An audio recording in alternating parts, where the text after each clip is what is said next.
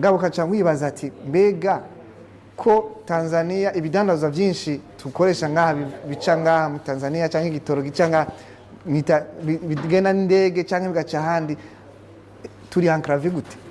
Burundi si igihugu gikenya. Oya, mujanye n'ubutunzi kuko Burundi bufise Mwaramutse mu bisanzwe je sinkunze kugira kijya bita ngo punching down gukubita hasi, ariko rimwe rimwe bon iyo uje muri ring uje kuri terrain na cyane ukensista ko bakuzanira poids ngo muhangane canke uhangamye poids turi muri discussion ngane turi muri smackdown, ariko nkoresheje analogy barashobora kugusmakinga down bataravye uburemere bwawe. Action.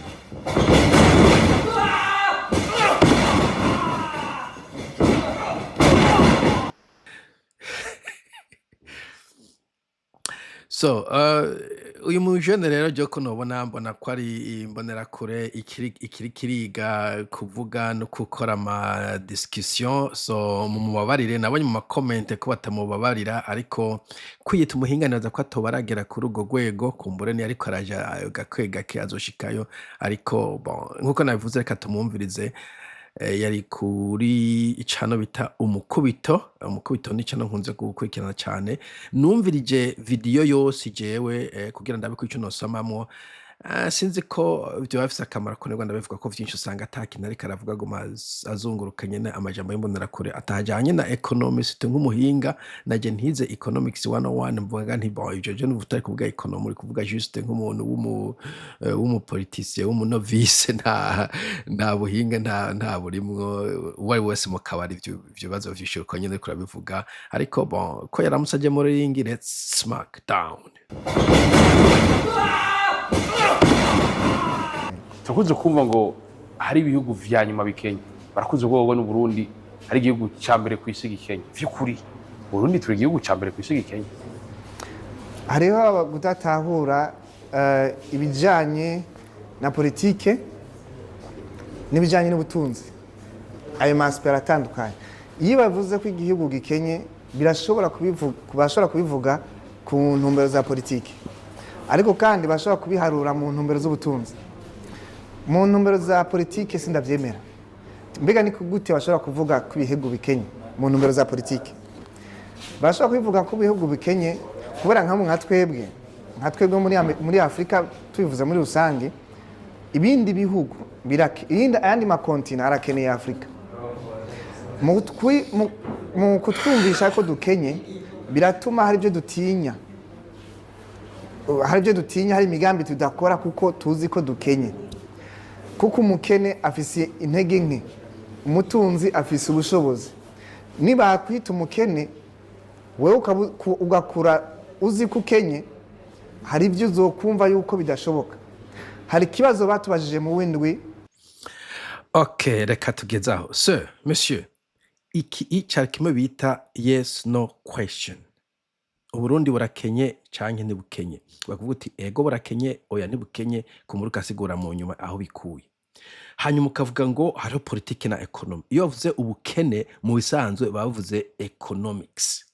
Iyo bagomba kuvuga ubutunzi hariho izindi indice, hariho indice za human happiness index, hariho iziya za transparency index ziraba ukuntu kumbure ibiturire n'ingenerete, hariho n'izindi indice nyinshi Uburundi nabwo barafise aho baclassifia, mugabo hageze ku by'ubukene n'ubutunzi bakoresha economics kumbire n'amakondition socio-economique, ariko vyose bijanye na economics na cyane ikintu bita GDP mu Congereza canke produit national brut canke produit intérieur brut, ntiwombaza ko mu Kifaransa bavyita, mugabo ni indice économique vyo kuzunguruka politike ni bimwe abarundi twamenyereye vyo kuyovya ikibazo. Anyhow, reka twumvirize ivyo bintu mwize mu windwi, bojewe iyo windwi narawutsimbutse nawe uragezemo, reka tukumvirize ivyo bakwigishije. Muri interrogation muri géographie ntazibagira.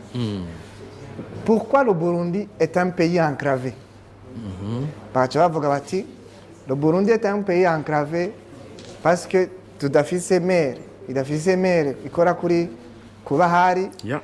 le Burundi est un pays enclavé ifise tel pays limitrophe ngabo kaca nkwibaza ati mbega ko Tanzania ibidandazwa byinshi tukoresha ngaha bica ngaha mu Tanzania cyangwa igitoro gica ngaha bigenda n'indege cyangwa bigaca ahandi turi enclavé gute?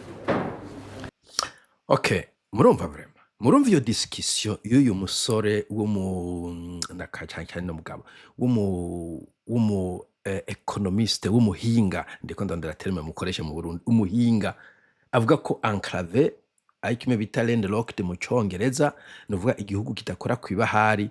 Iyo ni definition, iyo ni nka physical property itari negotiable. Ntabwo ikintu kiri negociable ngo urashobora kukidefinisa uko canke nuko gihugu kidakora kwibahari bacita enclave. Nkuko udashobora kuvuga uvuze igihugu kiri muri no ya Equateur cyangwa muri Equateur niyo kiri nishobora kumanipira ngo urabona ngo nubwo ngo Equateur cyaha ngo hari ukuntu ngo uciye hariya ivyo ni ibintu ndondo sinzi umuhinga ashobora kwa argument nkuko kuvuga ngo dufise urube na Tanzania, of course dufite urube na Tanzania. Tanzania ntabwo iri enclave. Hanyuma ukavuga ngo tugiye muri economics ngo bidandazwa ngo bizana indege, uzi bidandazwa n'indege kuntu biba bizimvye, urigera utuma ikintu n'indege ngo urabe. Bo James abagenzi bari batuma ibintu muri za Philippines aronse amadolari 150 ashobora kurunga ikibox kingana umusozi karungika mu Burundi canke no muri Philippines nyine ucishe mu ndege, ivyo navuze babiciye mu bwato ushaka gusanga ico kintu ari nk'ibihumbi 200. Donc ibintu cya mu ndege birazimvye.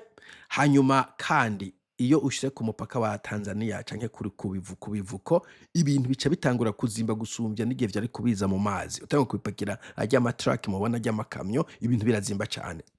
So iyo landlocked irafise value, economic value negative, en fait irafecta negativement ibihugu. Mugase numva n'igituma ugiye kubivuga ugaca unabihovya nk'uko biteye isoni wa muhinga we. Ikindi kintu kigoye nico guha imbibe igihugu. Nk'ubu tuvuze ko mu Burundi dukenye nk'ugasanga baratambikitse intambuko zikenye turenze Burundi bacavuga ngo baratunze, ni nk'uko womenga hari imbibe z'ubutunzi. Ubutunzi ntibugira imbibe. What? Ubutunzi bufite imbibe? Ubutunzi burafise imbibe. Ubutunzi burafite imbibe. Traditionnellement twavuze twumva Europe de l'Est na Europe de l'Ouest. Twari tuzi neza yuko West itunze gusumbya Est kandi wenda kwari rutoyi. Wanashaka Germany yo muri West na Germany yo muri East. Muri West bari batunze, muri East bari bakenye. North Korea muri Sud ihagaze neza, Korea muri Nord batubwira ko ikintu batwemera no kutujojo hari rubibe. Bo ufashe China igihugu imeze gitunze ibihugu bigikikije nka Nepal ntabwo gitunze kandi kiri ku mupaka wa China, aho hariho urubibe. Ugiye muri Singapore ukaja muri Malaysia ni ushobora gufata bisi ukaca ku kiraro, ujabutse juste kiraro usanga abama muri Singapore abantu bagaze neza, ubutunzi bwiza igihugu gihagaze neza, nabaza GDP iri hejuru cyane gose, sinibaza kwanda bizi. Ugiye muri Malaysia GDP iri hasi kandi ucuna bibona abantu banze utuntu kwibarabara muri Malaysia atabari bahari. Urubibe rusanzwe guruzi atano kuvuga ngo ni bahari.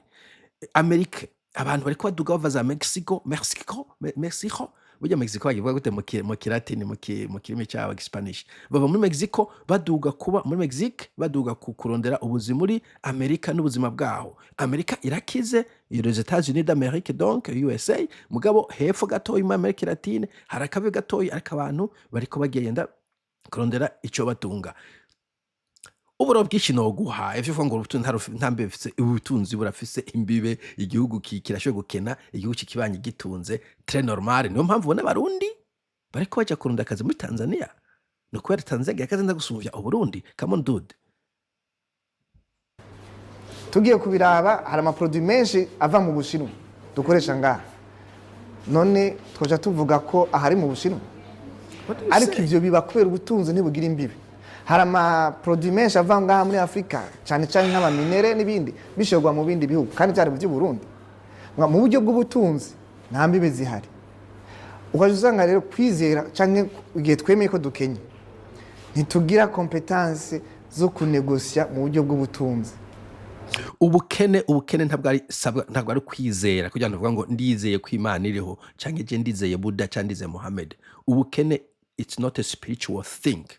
ubukene bo ego nivyo harimo abantu abakenye surtout nk'abantu religieux akavuga ati ndatunze muri ubukene mugabo ke turiko turavuga nk'umuhinga it's not a spiritual thing ni umwana atambaye ibirato ni umuntu agwara korera ni umuntu ataronka igitoro ni umuntu ataronka kumwana kw'ishure ni umuntu arara abuze isukari ashira mu cayi canke n'ico cayi ntakironke ivyo si ibintu spiritual si ibintu wishiramo kukenye iyo ukenye urakenye iyo come on dude I don't understand uyu muhinga iyo bamukuye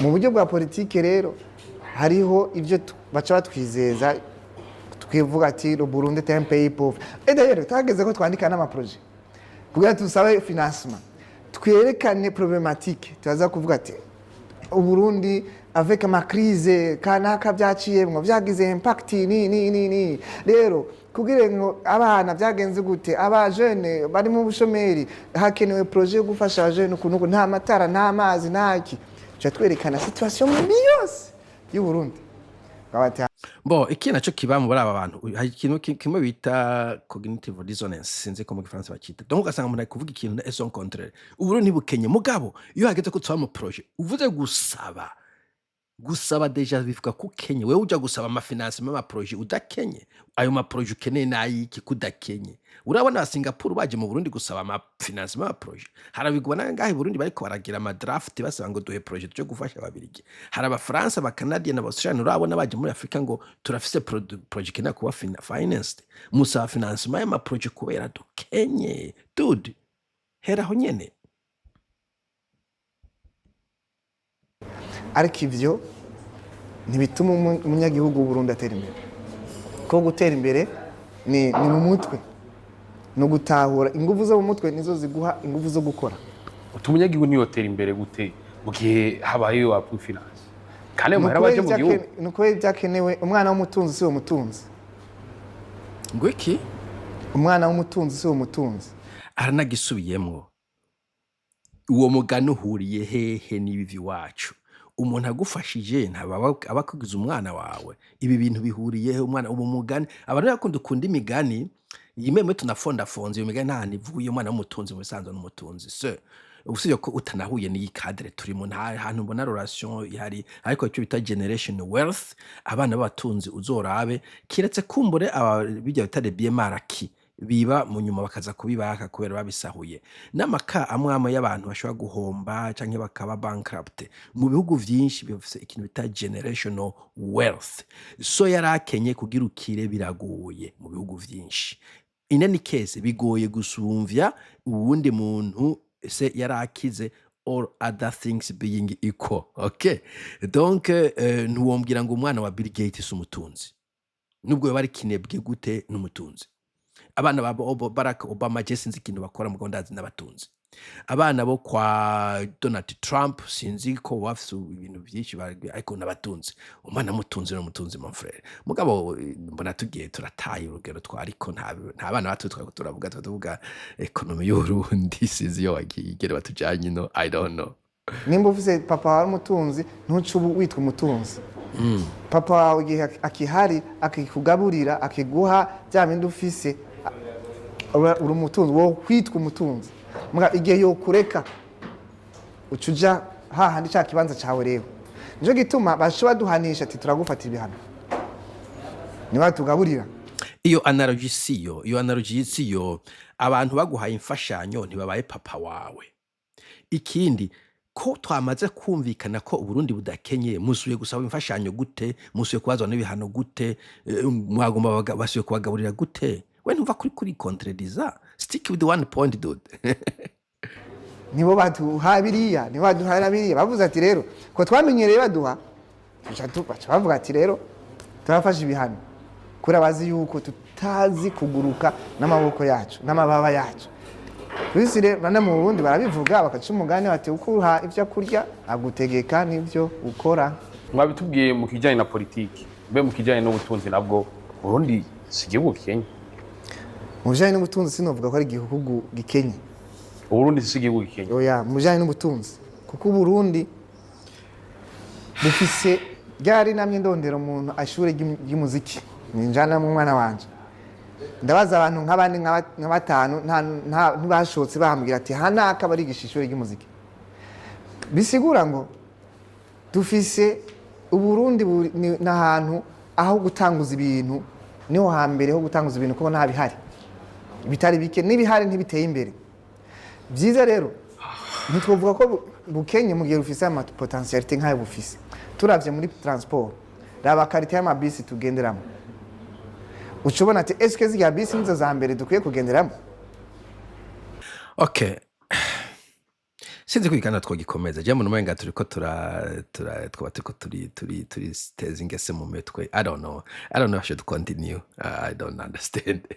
Uti ingene bamezira ubutunzi bw'igihugu nukora ko hari ibintu bikenye. Donc uragiye mu Burundi urarondeye ishure wigisha ku mwana wawe musique canke dance canke gitare nabubonye ubu nico gihugu gitunze. Uragiye mu Burundi uri kurondera ahantu wogura laptop dufate Mac OS nabubonye ubugi Burundi nta gihugu cyo cyambere gikenye kubera turafise haracariho manki y'ama laptop. Sepa uragiye ufise mariage ugiye kurondera ahantu gura ring uri kurondera sepa 80 carat urayibuze bugi Burundi sigo gikenye kubera narondeye ahantu hose nogura urupete narubuze ubundi sigo gikenye. Izo contradiction uri kurakora nk'umuntu w'umuhinga ivyo bintu bivana hehe? Ahubwo uri kuprova yera ku Burundi bukenye aho ushaka kurondera ikintu kagikena. I don't understand your logic yawe and sepa sinzi cyo ndibuvuge sinzi ko nogeza hasi sinzi ko nobadanya ko muri moja kwimeza ikiganiro je no bumengo murizi nabwo yaje yiteguye cyahi cyo sepa. Yeah man, kumva neza yawe imigambwe cy'amashiramwe adari n'ivicaro vya politike habakwiye kuvuga ibitagenda neza, abakwiye kwerekana byo kuca kukivi akavuga ati twebwe turi mugambwe runaka tufise abajene 5,000 muga muri abo bajene 5,000 twabarondeye ama machine de production ngibi turabitanze turabakurikira. Jewe ndi mugambwe runaka mfise abatamakazi bangana guca kandi banyoboka twabubakiye amazu. Jewe ndi umuntu turi mu mugambwe runaka mugabo tufise ishure umwe wese aha tuvuka nta mwana akeneye igitabo, nta mwana akeneye intebe, twabitanze mugabo twabitanze muri intara mwoduha ubushobozi tukatwara igihugu cyose tuzobikora mu ntara zose. Cinumva ngaho byo bifise isansi nayo kuvuga ngo nimwantora niho nzobikora atanabikenye twabonye hanumva naho aragahaza societe. Ariko uyu muntu yize hehe economics yize biki amfete je kumera nk'imyaka ine kuri kaminuza y'u Burundi ugasohokura umuntu nk'uyu. To be honest, I'm sorry, I'm gonna go personal. I don't understand. Je ndabitahura wewe uri umupato hera kuri societe tube turayihoza uri umukuru w'umugambwe ngo nugende ubakirinza abantu ubaka amashuri amahera wayavanye hehe? Bavuga ati zoka tufashe leta kubera leta iratoza amatax, leta irahabwa imfashanyo ivuye hanze, leta irafise kundi ishobora kurondera amafaranga ikayaronka, leta irafise amategeko ngenderwako, leta irafise igisirikare igipolisi ubucamanza iryo wavuze rikorwa nkuko barivuze. Wewe uri umugambwe utari ku butegetsi ubwo bushobozi bwo kuri ibintu ubuvanye he? Reka ndakwereka umupolisi umwe ari karondera kwitoza Francis Rohero. Uko numvise akora ku University y'u Burundi, uko nzi mu mafaranga abantu bakorera, niba adakorera ahantu nawe yiba niba yiba naho ntitukuye kumutora. Anyway, nta muntu i Burundi mu mbabarire n'abantu bake ku mushahara wiwe ashobora gutunga famiye y'abana bangahe ngaho mu gisagara akagira ko nayasagutse ko adugana ruguru kubaka ishure, kubaka ibitaro, kubakira amazu abasaza. Kira noneho kubera iki yo kubaka ivyo bintu mu mushahara wiwe kandi hariho budget y'igihugu ishinzwe kubaka ivyo bintu? Mushinga ntahe iyo bantu bariko barasemera bavuga ati leta irafise ukuntu itoza amafaranga kandi iratoza turabona yarinjiye amafaranga yarashinzwe gukora iki mugabo yaciye aja kubaka inzu z'abakuru no kugura amavewiti no kuja kubitswa hanze. Uciye umbwira ngo genda nawe wubake, genda nawe iyo shuri yikore, genda bijya bitaro ubigure, genda nawe ugwanye korera, genda nawe. It doesn't make sense, dude. uri nk'umuntu wize ukiyumvira nk'uko kuja kuri televiziyo ikomeye nk'umukubito ikomeye cyane vyiza woguma kumbure ku ma YouTube ku za Imbonerakure y'ama groupe ya WhatsApp peut-être ariko kuja gupanchinga nagiye mbona ko agiye muri ring uri lightweight. I don't understand. Sinzi umuntu ibintu ariko aravuga ko imigambwe hari igihugu uzi imigambwe yo muri opposition y'abademokrate batari mu butegetsi canke abarepublicane canke abaconservateur n'abaki canke muri France canke ahandi, hari igihugu uzi opposition ibiri busy yubakira amazu abantu mu kwitegura amatora. Hari igihugu urumva bimeze uko bayubaka mu mafaranga bakuye hehe, umugabo amafaranga uyavana he yo kubaka, yo gukora amaprojet, yo gukora infrastructure. Kira noneho ibintu vya infrastructure zizwi neza, amatara, amazi, amabarabara, education, sante, rimwe na housing, iyo ni domaine ya leta. Leta irashobora gukosha aba privé kugira bashike kuri urwo rwego, mugabo iyo ivyo bintu bikenye abantu bose baraba leta. Nta muntu ashobora kuraba umugambi uri muri opposition mukene murawutora hanyuma utabikoze mu kuvuga ati amafaranga twaguhaye we ko twakwizigiye kuri umutekamutwe waduhaye ibihe. Mugabo ngo imigambwe muri opposition ngo uje gukora amaprojet mu gihugu dude akaca yitwengera nko umwana umuntu w'incabwenge ndaminuje. Jeez, tangi birabaje mfite igituma mbabara. Iyi nibwo Burundi bw'ejo sivule. I don't know. Civile nazo ntizikeneye kugira icyo zikoze. Société civile. Société civile rega niba ari abarundi naba n'abarundi. Mbere yo gusaba imfashanyo habwirizwa hari ama association menshi. Ariko tutabona ibikorwa byayo kubera ata mabayero office. Umuntu akaca bati none kugira utangurisha hamwe wari ufise vision, wari ufise ibyo ushaka gukora. Kube iki disparaisheje gutyo kandi yari ifise intumbero. Société civile n'abana barundi ka office ibyo ugomba gukora naho nyene raba ukuntu abanyagihugu batoni abantu bani muri groupe cible iyo shera muri ko rafasha. Uri ko hamande kugira plaidoyer ku bategezi naho nyine bakompanye babona ati vy'ukuri kandi bikominike kubera iki hari abatazi yishiramo ryawe riko rirakora kandi bihari. Ni ngombwa gushiraho canal de communication bana ukamenya ati ishiramwe runaka niryo ryafashije teri cooperative gutera imbere. Mu twaravuze ati twarakoze ikiganiro cyaba jeune bibubanza nitwe twabakompanyije turabashira hamwe tubashize bari mitomati ubu naho bari ibigori ariko baratera imbere.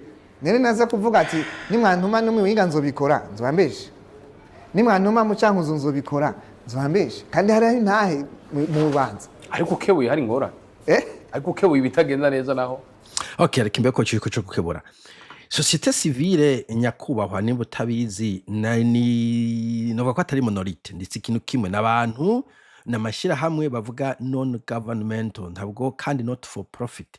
N'amashira hamwe abafise ikoze runaka imimo yose ikoze yayo iri kiragwanira. Hari abagwanira environnement, umuntu agwanira environnement ntajejwe no kuja aja gutera imyumbati mu Kayanza, ajeje kuraba ati mu bikorwa leta ikora, mu bikorwa abagwiza tunga bakora hari ibintu bariko babogamira ibidukikije nico bashinzwe. Nta muntu abasabye ngo baje kuganiza abajene bubaka ibi, nta nukuja gukubura ikiyaga mbere sico bashinzwe kurata ikiyaga kiracafuye hanyuma leta gerageza uco organize mu gikubure cyangwa abanyagihugu usemerera abanyagihugu mu guti vyazi hariya munuze mugabo sibo baca bambaye ama overall bariko baradibagura muri Tanganyika bakuramo ibisaca abantu batayeyo.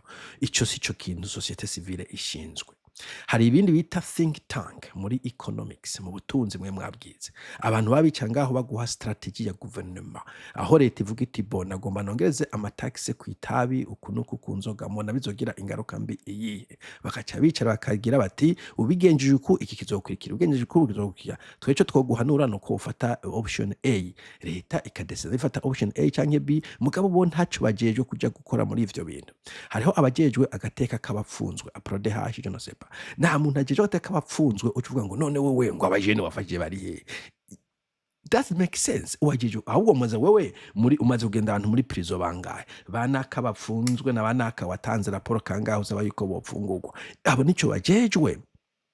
Uri kunyumva bo nimba umuntu ajejwe kuraba ko abana babigeme baje mu mashure ntabwo ajeje kubarira amafaranga, ajejwe kuraba mbega muri recruitment mbega uko abantu bigisha abana hari ikintu gituma abana b'abakobwa batajya mu ishure, nicara aba hanyuma kibonye akagenda muri leta akavuga ati nyabona twagiye kuri ishure dusanga twarete zaho zimeze nabi nico gituma abakobwa bayitinya, twaragiye dusanga kuri ishure abakobwa barahohoterwa nico gituma bataja ku ishure, twagiye dusanga abavyeyi ururirimbo bama bumviza kuri radio ruvuga ngo Imana yarandi yangize umukobwa, dusanga ururirimbo rutuma abana baguma biyumvira reka turumere nk'abarukosora. Ibintu nk'ivyo ntabwo wajejwe kuja gukora no kugana abajene, uri kutakazi ka leta canke abandi babishinzwe iyindi shike cyo kuvuga ati je mpisemo gufasha abajene, that's fine. Mukavuga ngo umuntu wese ngo ateza ko ari karerekana aba projet ngo hirya no hino, iyo mentalite y'abarundi yo mwayivanye muyivana ahantu darkness, sinzi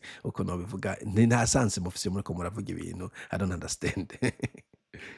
burya gukebura ni sawa ariko impanuro zitajanye n'ibikorwa zifise ubushobozi buke.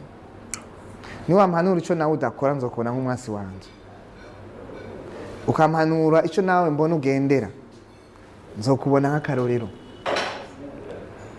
By the way, turiko turavuga gouvernement contre, ntabwo turiko tuvuga ku muntu. Bon, ego umuntu peut-être tuje kumuhanura agenda ashaka urime, mugabo naho nyene je ndashoboye, papa ntabwo yari yize. Mugabo tugira ati bana banje mugende mwige, none ucuvuga ngo kutize ngumanurira iki? It doesn't make sense. Umuntu ashaka kuhanura papa kwanza yanywa n'itabi, mugabo gufatanya umuso vya bindi twakina vy'abana ugafata igihundu canke ikintu yaragukubita inkoni. Nojuga ngo wewe papa kunyuta ashobora gute boje yarananiye amuhukiti mwene mugende muri hebe kuri nywa. Ivyo birashoboka ko hanura umuntu ikintu utari kurakora. Cyane nitwo tuvuga leta ntabwo ibintu ikora umuntu ntavuga bishoboye, nta mafaranga dufise y'ama miliyoni yo gukora projet nimwe muri projet leta zagomba gukora. Nukuvuga ubwe leta uti hariho ibarabara rya sivye, wewe ucubanza ukagenda ukafata weekend n'abana n'umuryango wawe mukagenda mugakoti ibisipirini n'amabeni mukazana kariya mugatakoze mugacavuga uti raba twazibika inoko kimwe no leta n'izibiri bisigaye. Urumva ivyo uravuga bifise sense. Bo niba isepa mu bitaro babuze aba docteur woca ugenda kuzana umudokiteri muri Kenya. I don't understand ivyo ushaka abantu bakore imbere yo guhanura leta kugira ngo bayihe akarorero. Nibaza ko mu vy'ukuri utarakwiye kuza kuri izi sujet zirakurengeye, to be honest, I'm sorry. Ntabwo wagomba kuza gupa muri ringi y'aba poids lourd urimi. Yeah, no, you shouldn't be here. Iyo niyo verdict wanje, you should just not be here. Okay, mpeje ku recordinga video no kugura comment sanga yabaye ndende cyane ishitsa iminota 43. Reka ngeze hano igice ca mbere kumbore igice gisigenda kiya igice ca kabiri, ariko iyi ndagije ngaha mbwira umunsi mwiza muri tuzosubira. Bye bye.